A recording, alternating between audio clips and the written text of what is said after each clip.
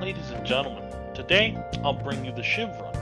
Now, the Shiv run started with me being very confident because, in all honesty, we were destroying the bosses. In all truth, I might have been a little cocky, but I think it was a little bit deserved considering how well the run started off as. Easy money! After hitting our first bonfire, we upgraded accuracy for more of that delicious Shiv damage and carried on to our first mini-boss. After a hard-fought battle against Lagavulin, we decided to move on onto our first boss, the Hexaghost. We meet again, Mr. Hexaghost. In all honesty, I wasn't scared of the Hexaghost because our deck was pretty stacked, so anything he could do, we could easily get rid of and kill him with minimal effort. Ooh, shiver me timbers. After a very easy battle against the Hexaghost, we were able to defeat him with little to almost no effort whatsoever on our part because of our incredibly powerful deck. Bonk. Super easy, baby, let's go. Now, normally on a Shiv deck, you'd go for the 1000 cuts, but I decided to pass on that because I wanted something a little bit more defensive, and then I moved on to the Relics. Now, as for the relics, I decided to go with the Black Star because I wanted some extra relics from the other elite fights that I was going to do in the next 2 floors.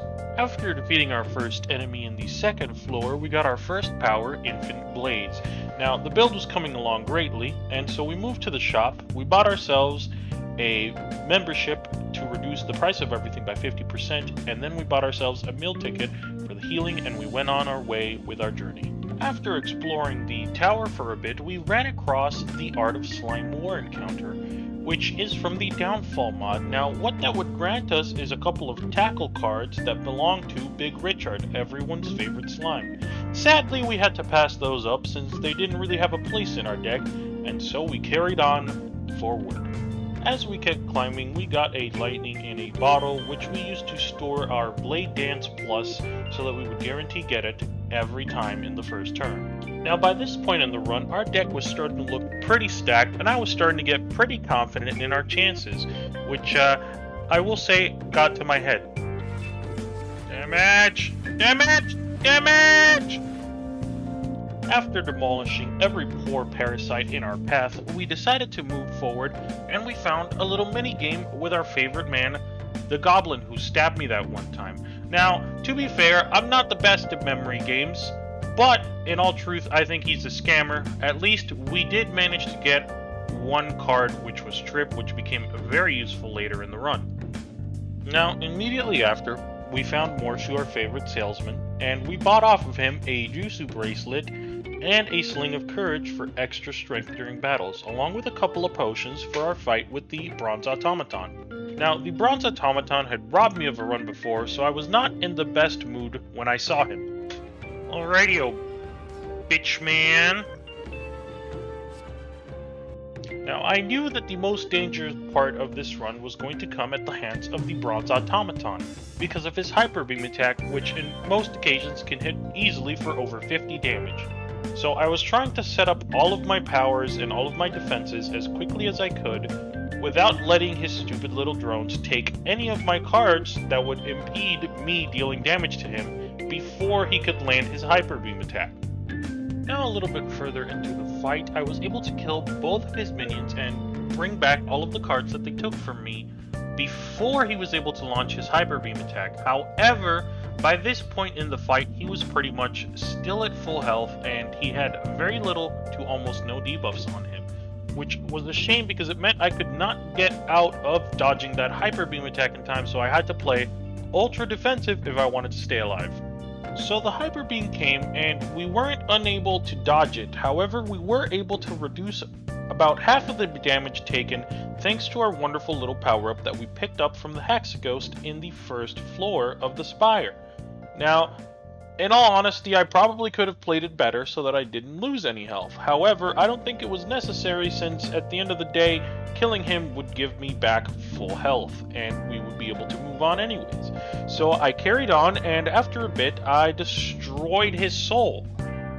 Or so I thought, until he came out of the Hyper Beam state because I was unable to deal enough damage to kill, and he was still dealing pretty big damage, which upset me when it happened. Damage, damage, damage, damage, damage, damage. Oh. But worry not, thanks to the combination of all of our powers and a couple of defensive cards, plus all the shivs we had been storing up this run, we were able to absolutely demolish him, even if he was dealing absolutely massive damage. Damage! Now, after defeating the automaton, we came across the best possible relic for the Shiv build, the Wrist Blade, which would increase the damage of all of our shivs by 4, and it could stack with our accuracy, which meant perfect news, the deck was finally complete. With the build finally complete, we were able to absolutely clean house with any enemy that came across in our path, provided that we were able to set up our power cards in the first turn, and we could grab our accuracy as early as possible to boost our Shiv damage even more for a total of 14 damage for a single Shiv.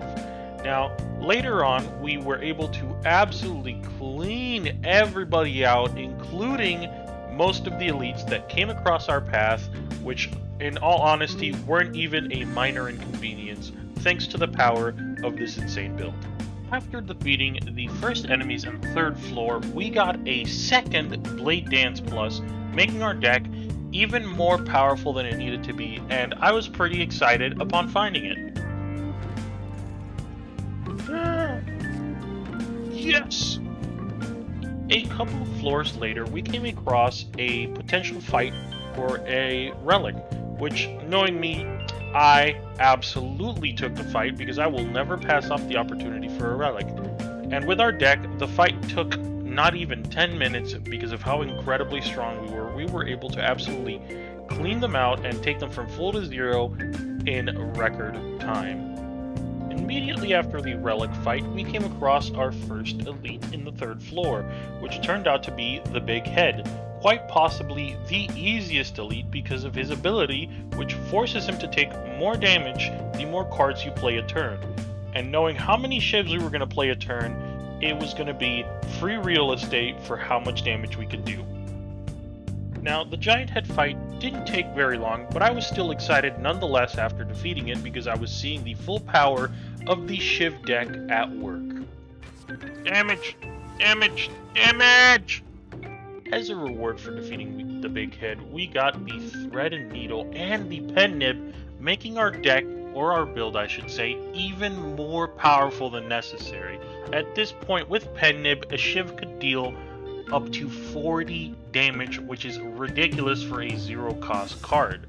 Now, after defeating a couple of more enemies in the 3rd floor, we were able to get to another Morphu shop where we bought the Tungsten Rod, which would pair very nicely with the Torii Gate, since the Torii Gate will reduce any damage that is 5 or less to 1, and Tungsten Rod would reduce any damage that you would take by 1. It would make it so that any attack under 5 damage that we receive would deal no damage, making us almost invincible on top of our plated armor from Thread and Needle.